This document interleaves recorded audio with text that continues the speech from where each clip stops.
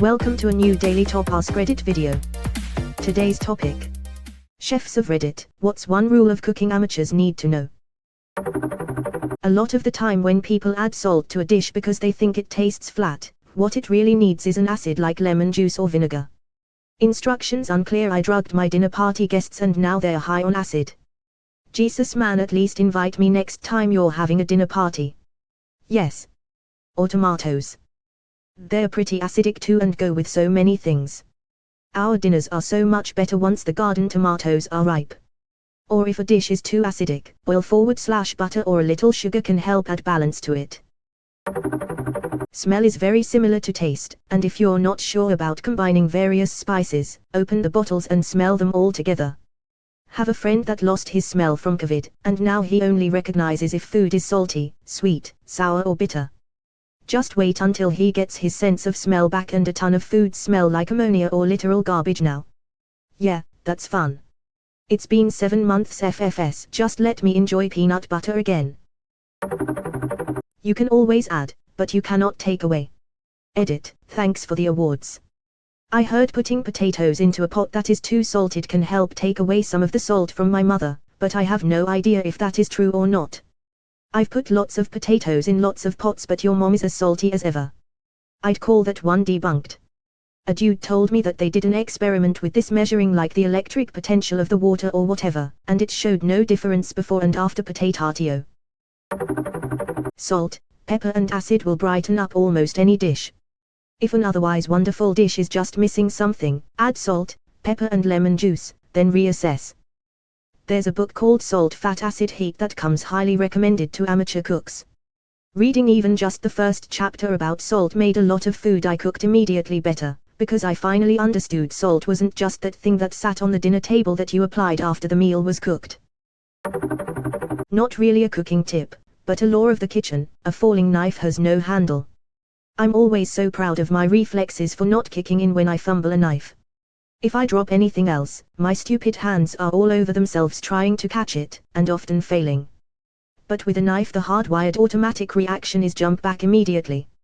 Fingers out of the way, feet out of the way, everything out of the way. Good looky out, cerebellum. Speaking of kicking in. On first full-time cooking job I had a knife spin and fall off the counter. My stupid reflex was to put my foot under it like a damn hacky sack to keep it from hitting the ground. Went through the shoe, somehow between my toes, into the sole somehow without cutting me. Lessons learned: 1. Let it fall. 2. Never set a knife down close to the edge or with the handle sticking out. 3. Hacky sack is not nearly as cool as it could be. When you grab a pair of tongs, click them a few times to make sure they are tongs. People really overlook this one. You've got to tong the tongs a minimum of 3 times to make sure they tong, or else it can ruin the whole dish. Some say it helps to tong the tongs in a rhythmic pattern, makes the dish even better. Taste the food. Also don't be afraid to poke and prod at it. I feel like people think the process is sacred and you can't shape/flip/feel/touch things while you cook them. The more you are hands-on, the more control you have. Edit, a few people have pointed out that no, this does not include situations where you are trying to sear something. Ever try flipping a chicken thigh early? That's how you rip a chunk out of it and leave it glued to the pan until it's burnt. This is one of those things that's true in moderation. I grew up stirring and poking at all sorts of things and wondering why my veggies didn't ever get that nice brown color. Enter, letting them sit for literally 3 minutes and leaving everything else the same. Also a huge game changer for nice mushrooms. Tell people you're behind them when cooking is involved. Behind. Carrying a hot pot behind someone. Hot behind. Believe it or not, we used to shout exactly this. Don't choose this as a career if you want a social life. I've seen so many talented people drop the job because they don't get to spend time with their friends and family. People plan gatherings and parties at the times restaurants are busiest, so you could end up cooking for the people you know but not getting to interact with them. It hurts how true I know this. My dad is a head chef and a damn good one at that. My entire life until 12 years old was practically devoid of a father figure. He was never home. Our Christmas day was on the 26th and it was the one day I got to look forward to, not for the presents or the food or the whatever else, but it's the day I got to properly see and speak to my dad. Where I could go in the back garden and kick a football around or play catch or just sit and talk. My dad's job was what kept our life moving due to us being less well off than others, but caused my mum to become so lonely and depressed at her own life, loving someone who seemingly was never able to be around, getting home when she was asleep and leaving the house before she was awake caused her to break down. They eventually separated because of it. I despised my mum for separating with my dad because he became my icon, someone who I know now doest live up to my expectations cause he's human, and despite never being home, I gave him such an adoration and respect, it hurt my mum and him even more. There is a happy end to the story though. My dad moved and got a job working at a school as a caterer. He's said many times it is as flattering and doest pay nearly as much and the work is the challenge he wanted when he decided cooking as his career, but his hours are 8 to 4 and he can spend time with his now fiancée. He can see me and my sister and, if I had to be honest, my parents separating was the best thing that has ever happened to my family. Until COVID, my sister and I saw him every 2 weeks, spending every other weekend at his place, and now after COVID, while we see him less, we've decided instead to go do some fun things. We've seen Bletchley Park, gone on long hiking walks and been to zoos. All sorts of things. My relationship with my mum is also great. She got a new partner as well. There is a moral to this story though. It will hurt you and the people around you if you become good in the industry. You'll make good money but as Voter Marvel said, you won't have a social life. Friends of over 10 years still don't get this part of kitchen life. Always missing non-work friends events. Work is your social life. This is one of the things about the industry I both love and hate. This one's kind of common sense, but hotter doesn't mean faster. Turning your burners up to 10 for everything will just lead to smoke and half-cooked food with a burned exterior. That being said, a lot of times inexperienced cooks won't let their pan get hot enough.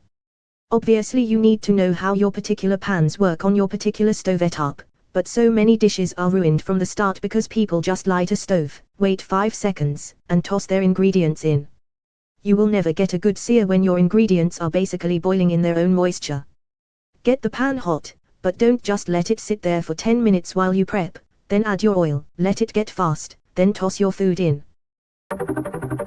Please taste what you're cooking before serving it. I worked in a kitchen for a year and a line cook always tasted to make sure it was good, even if he cooked a dish a million times he would. Out for manager had to manage the kitchen for 1 week. He comes in one day to our cook tasting food and loses his shit. Tells the guy to stop stealing company food and that he'll be fired if he does it again. Cook tries to explain why he does it and why it's important, FOH manager doesn't want to hear any of it. 2 days later same manager comes back and complains that a certain dish doesn't taste as good as it did before. It was a no-shit Sherlock moment for that cook and a reason to never let the FOH manager near the kitchen again. Fucky FOH never knows what's going on in the kitchen. I will say I had 4 managers at this one place and 3 of them I always respected the most because if we were getting behind they would throw the apron on over their nice clothes and get in the trenches with us. They were leaders, not bosses. I will always respect that. Edit, before this gets too much traction, I still have a lot of love for FOH. You have to deal with the public. I don't want those problems. I'm not built like that. I'm not going to be able to hold myself to one rule. Sorry, not sorry. Mise en place. It's French for putting in place or something like that. It means before you start the actual cooking, get everything you'll need for the whole recipe out on the counter. Do all your prep work, measuring amounts, chopping onions, peeling potatoes, seasoning meat, greasing pans, whatever the recipe says, and put it all within arm's reach of where you'll be cooking. As you become more experienced, you'll get a feel for what can wait to be done during downtime mid-cooking, but even then mise is just less of a hassle. Don't rely on a single recipe. If you want to try to make something you had at a restaurant and Google chicken a la whatever, don't just randomly pick one of the results to try. Read a few of them and cook the one that comes closest to being the average of all the others. Way too many internet recipes aren't actually tested by their authors, and professionals are actually worse than amateurs about it. They're used to eyeballing measurements because they know what the right amount looks like, and when they write it down it's all guesswork. Fat, salt, sour, bitter. If it's bland, add some fat. If it's still bland, add some salt. If it's still bland, add some vinegar or lemon juice. If it's still bland, add some herbs and spices or green vegetables. This is even something you can do late in the cooking process to fix a recipe that's turning out boring. Just remember that a little goes a long way. Also, there are magic ingredients that combine several of these at once. For example, olive oil is very fatty and slightly bitter, cheese is very fatty, moderately salty, and slightly sour, soy sauce is very salty and slightly bitter, citrus zest is very bitter and moderately sour. Measure by weight, not volume. This is more for baking than cooking. Baking is very sensitive to small changes in the ratio of different ingredients, and you'll have a lot easier time getting it right if you use a scale. Flour is especially problematic. If you scoop up a cup of freshly sifted flour and level it off, so you have exactly a cup, then spend a couple of minutes lightly tapping it on the countertop and shaking it from side to side, it'll settle and pack more tightly, and the exact same amount of flour will only take up 3/4 of a cup. Don't play that game, just weigh it and be done. If a recipe says 1 cup of flour, use 130 grams. Bonus, weighing stuff means you don't have to wash a bunch of funny-shaped measuring cups and spoons. The herbs thing. As a very amateur cook, I started just randomly throwing an assortment of herbs into my tomato sauce, and suddenly it tasted a million times better. Is there anything that doesn't taste better with marjoram?